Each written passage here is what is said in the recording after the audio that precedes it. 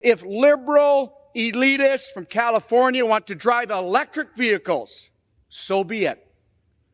But my constituents, Mr. Chair, should not be forced to do the same.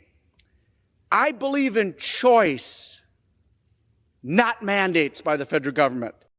Mr. Speaker, I strongly oppose of this Republican's latest assault on the health and safety of our children. Every child deserves clean air to breathe. We in California believe this is our sacred duty. That is why our state has taken strong action to reduce vehicle pollution, preserve our environment, and protect our children. So I just have one question for our allies across, our colleagues across the aisle. Why? Why don't you want children to have cleaner air to breathe? Why don't you understand what this means to their health? Why do you not understand the connection between pollution and asthma and how unfair that is to children in our population?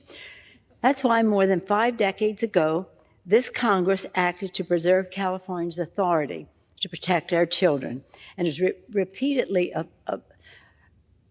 reauthorized that since. Despite this precedent, this bill would restrict the ability of states like California to protect families from dangerous pollution.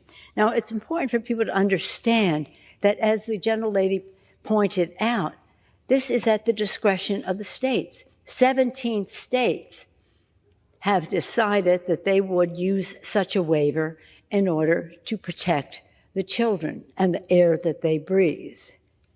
So why would you want to throw the American auto industry into disarray, diminishing leadership and electric vehicle future?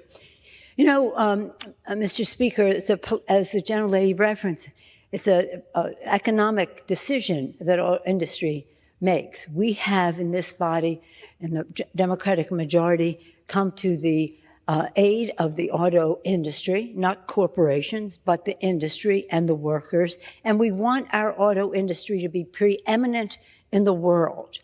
California is a very big market for the auto industry. For 50 years, they have lived with this emissions standard, this waiver that enables that to happen. If you're making cars for California, it's easier then to make the same safe cars for the rest of the country because it's a big market in California. And 16 other states have followed suit, representing at least 40% of new auto purchases in our country, a big chunk of our auto industry economy. So again, what would be the reason that you would interfere into the free market of the auto industry, into the free breathing of our children of cleaner air? The only explanation could be that big oil opposes this legislation. They're so living in the past, they don't even realize it, that the future is upon us, and the future is for the children. With that, I urge a no on this rule and yield back the balance of my time. Reserve. The gentlewoman reserves. The gentleman from Texas is recognized. Thank you, Speaker. At this time, I'm pleased to recognize the gentleman from Minnesota, Mr. Stauber, for 5 minutes. Without objection. Thank you very much. Mr. Speaker, just moments ago, the distinguished gentlelady from California made the statement and asked why Republicans don't want clean air and clean water.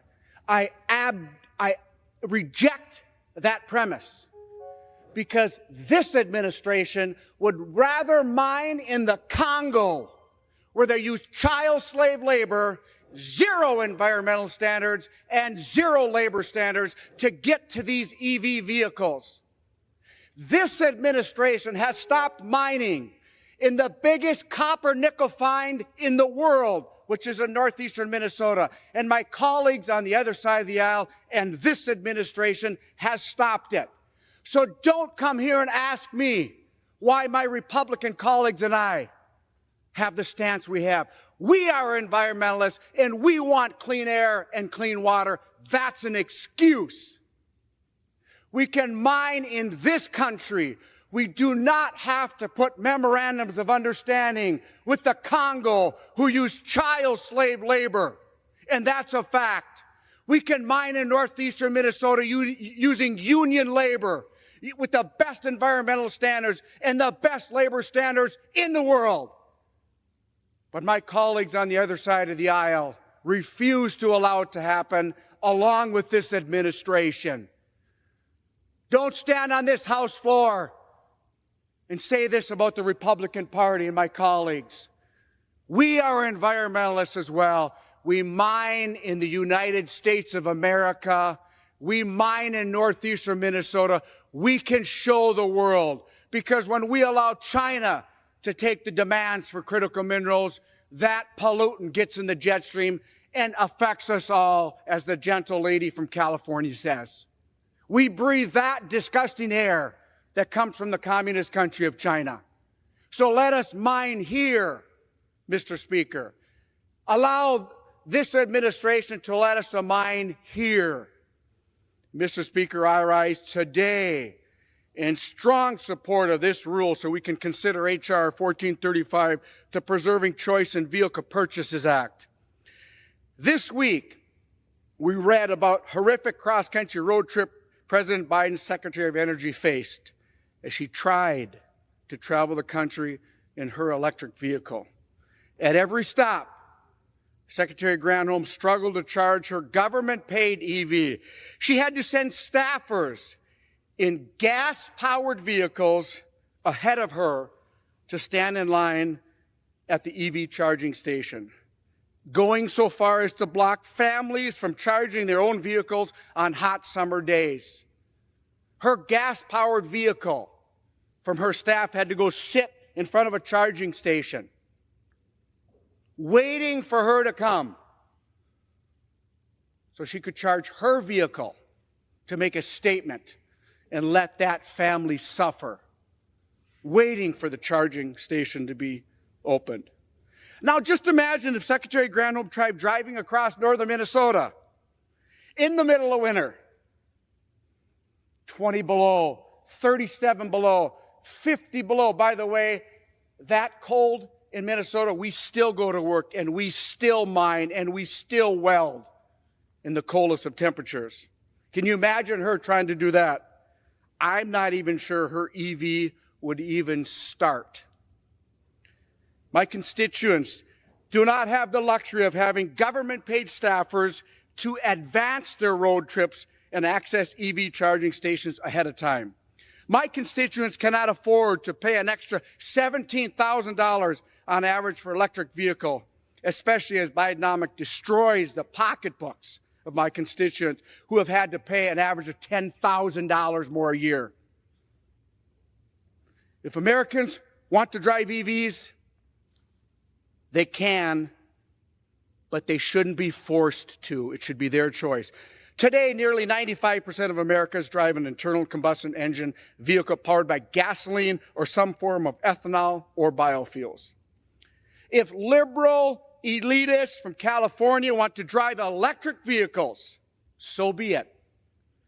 But my constituents, Mr. Chair, should not be forced to do the same. I believe in choice, not mandates by the federal government. And I urge my colleagues to join me supporting this rule and supporting H.R. 1435, because it is time that Congress steps up and protects our constituents from ridiculous mandates that affect our way of life. And I yield back.